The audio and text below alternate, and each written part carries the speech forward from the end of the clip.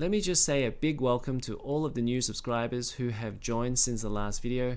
I've been making videos for 3 months and it's nice to get some views for a change. Alright, so let's get to today's story, and it's not about GPUs, though there's another GPU video coming along shortly. It's about the story that blew up last week between Epic and Apple. Now, if you haven't been following the Epic and Apple story, make sure to go and check my video from last week. And actually, I wasn't going to do a follow-up video on this because it only got 7 views. My last video only got 7 views, but I think the story is interesting enough and engrossing enough that, yeah, I think we should continue, and whatever happens, happens. So for the purposes of this video, let's do an ultra fast recap of everything that happened last week, and then we'll get to the developing stories that have happened in the last couple of days. Okay, so Epic and Apple had a bit of a falling out. Epic decided that they weren't happy with the profit margin on Apple Store, and then they added some options inside their Fortnite app which allowed users to choose between a direct payment to Apple, which was the regular payment, and that was, for example, $9.99, and then they added another option which bypassed the review process from Apple, and they offered users to just pay directly to Epic for $7.99, making it 20% cheaper if they pay directly to Epic and bypass Apple's store. And obviously Apple weren't too happy that they were being bypassed by this, and they decided to kick them out of the store, and then Epic decided to sue Apple, and then Apple decided to sue Epic back, and here we are. Alright, so today's update is that Microsoft is joining the fight with Epic and against Apple.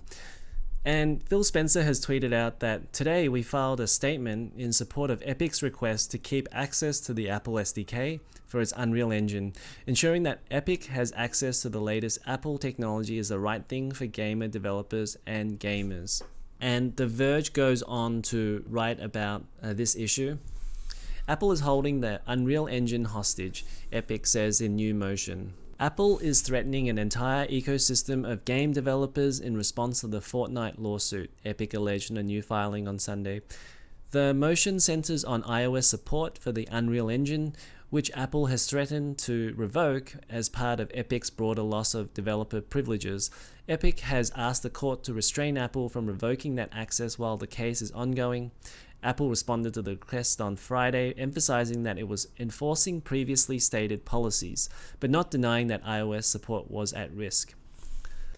So what we have here is Apple attacking Epic Games' revenue streams, and one of their main revenue streams is the Unreal Engine and all of the developers and publishers that they license that to. So they're attacking not only Epic themselves, but their partners as well, in the hope that they will actually revert back to the App Store guidelines.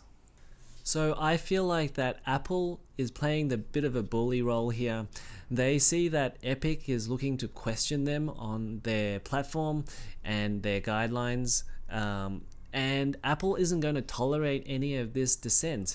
They're going to hit back at Epic and kind of nip this in the bud as quickly as they can, because otherwise a lot of other voices of discontent will probably rise up as well, and that will be a lot harder to control for Apple.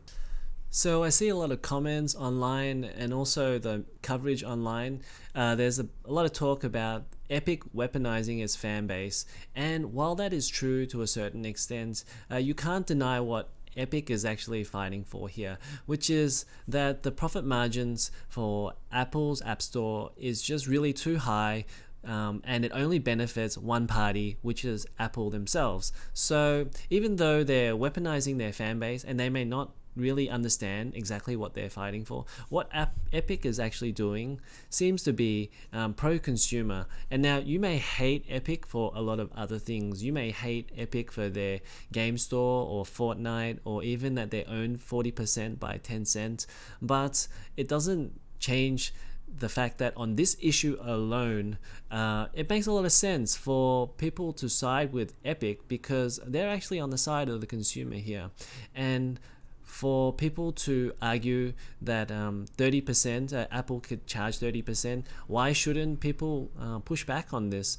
Why should we settle for the 30%? If enough people and enough companies rise up to question this, perhaps Apple will consider lowering their profit margin. And we have a report here that says, news publishers ask Apple for the same App Store deal it offered Amazon. So news industry body Digital Context Next has written to Apple asking how its members could qualify for a special deal like one given to Amazon in 2017. Under that arrangement, Apple offered Amazon a 15% fee on subscriptions for Amazon's Prime Video app via the App Store, lower than a customary 30% fee. A growing list of companies are railing against Apple for allegedly anti-competitive rules in its App Store, the most recent being Fortnite maker Epic Games. So as you can see, it's definitely possible to build a case for a 15% fee on the Apple App Store because there are already other companies that have the 15% fee on the system already, such as Amazon. And there's simply no reason why consumers shouldn't ask for this. And that's exactly what Epic is hoping people will do, and hoping other developers will come forward to put pressure on Apple so that they can get a lower fee. So there's one more story to all of this, and that is that there was a story about Apple banning WordPress, and they finally allowed them back onto the store after they adjusted their app. And it says here, Apple agrees to allow WordPress app on the App Store without in-app purchases after update. And so essentially what happened was, so while the WordPress app for iOS never offered any paid features, developers included a direct link allowing users to request a plan upgrade through the WordPress website, which was considered by Apple an attempt to bypass its in-app purchases system. So as you know, WordPress is a blogging software, and users could buy plans on their website for higher amounts of storage and more features.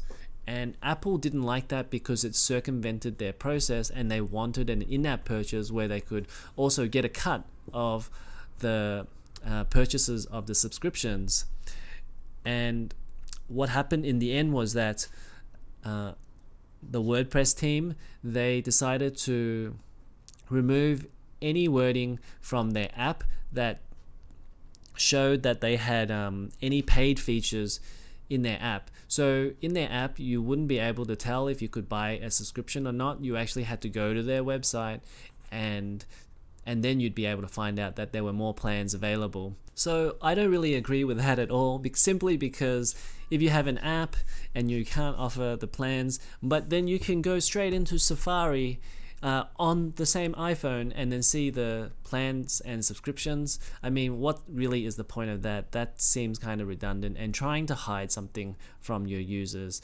And we're all about making it easier for people to use the software and use the apps. It just doesn't make any sense to have it in Safari but not in the app itself. It's kind of ridiculous.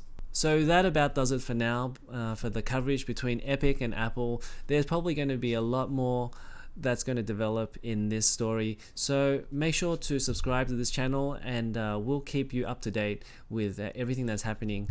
But for now, thanks for watching, and we'll see you in the next video.